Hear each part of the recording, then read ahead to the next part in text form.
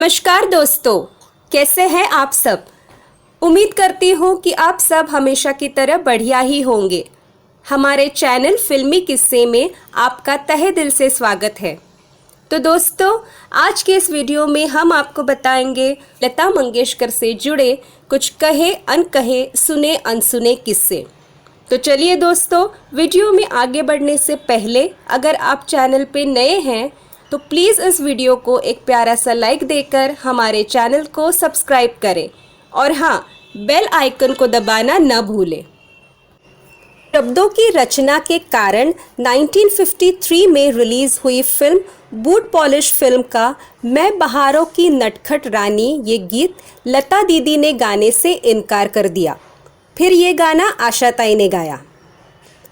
Hindi cinema के प्रमुख संगीतकारों में से सिर्फ ओपी नैयर साहब ने लता दीदी की आवाज़ का अपने संगीत में इस्तेमाल कभी नहीं किया।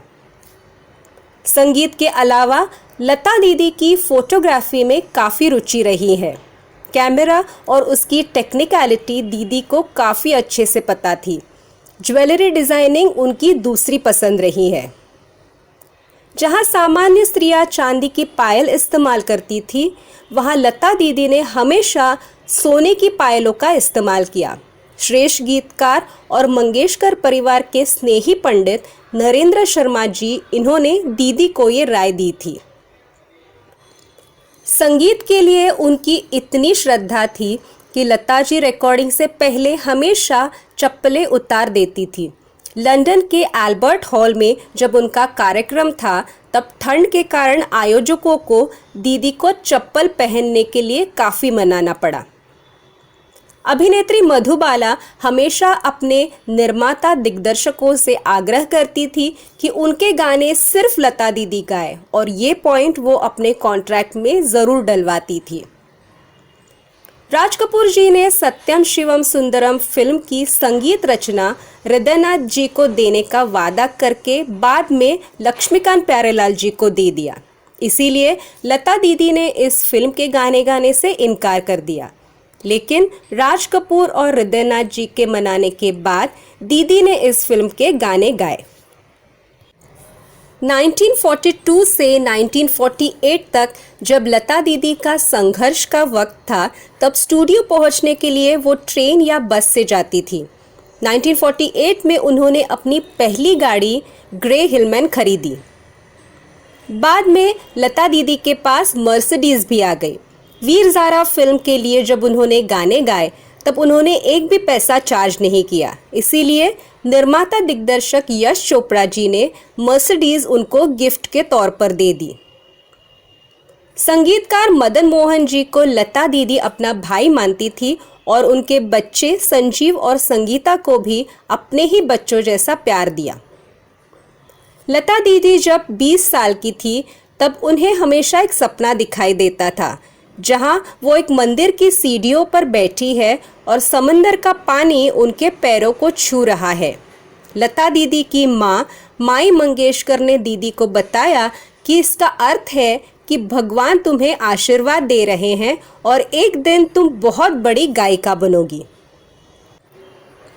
40 के दशक में जब लता दीदी काफ़ी पॉपुलर हो गई थी, तब रेडियो के कई प्रशंसकों ने उनको लारा लप्पा लाई रखदा और गोरे गोरे ओ बाकी छोरे इस तरीके के गाने ना गाने की सलाह दी थी। लता दीदी जब छोटी थी, तब महान गायक के.एल. सहगल के गाने उन्हें इतने पसंद थे कि उन्होंने तय कर लिया था कि शादी करेंगी तो सहगल साहब से ही।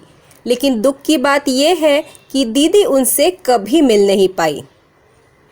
लता दीदी ने अभिनेत्री शोभना समर्थ, उनकी बेटियां नूतन और तनुजा की बेटी काजोल, ऐसे 3 पीढ़ियों के लिए पार्श्व गायन किया है।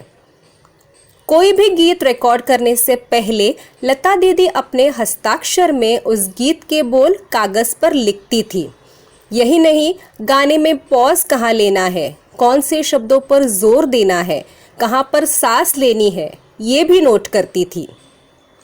संगीतकार गुलाम हैदर साहब ने किसी भी गीत के शब्दों का महत्व, उसका उच्चारण और कौन से शब्दों पर जोर देना है, इस सब का महत्व लता दीदी को सिखाया था, जो वो हमेशा याद रखती थी। लता दीदी ने गाए हुए इमोशनल सॉन्ग सुन के भले ही हमारे आंखों में आंसू आते हो, लेकिन दीदी को कभी भी इमोशनल फिल्म्स ज़्यादा पसंद नहीं आती थी। उन्हें कॉमेडी मजाक मस्ती वाली फिल्मों का बहुत ज़्यादा शौक था। CID उनकी पसंदीदा सीरियल थी। माताहारी पहली इंग्लिश फिल्म थी जो दीदी ने देखी।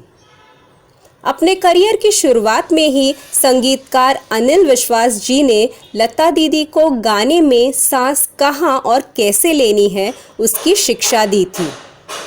संगीतकार सज्जाद हुसैन ने लता दीदी के तारीफ में कहा हुआ एक वाक्य काफ़ी मशहूर है, जो है, एक लता गाती है बाकी सब रोते हैं। 1959 तक फिल्म फेयर अवार्ड में गायकों के लिए कोई भी अवार्ड नहीं हुआ करता था। इसी का निषेध करते हुए लता दीदी ने 1957 में फिल्म फेयर अवार्ड इवेंट में रसिक बलमाये गीत गाने से इनकार कर दिया। फिर कहीं जाकर 1959 में गायकों के लिए फिल्म फेयर अवार्ड घोषित किया जाने लगा। 1967 में स्त्री और पुरुष गायकों के लिए अलग अलग अवार्ड देना शुरू हो गया।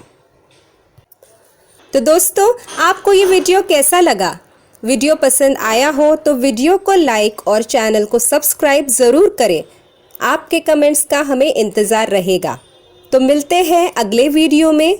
तब तक गाते रहिए, गुनगुनाते रहिए और हाँ, सबसे ज़रूरी मुस्कुराते रहिए। धन्यवाद।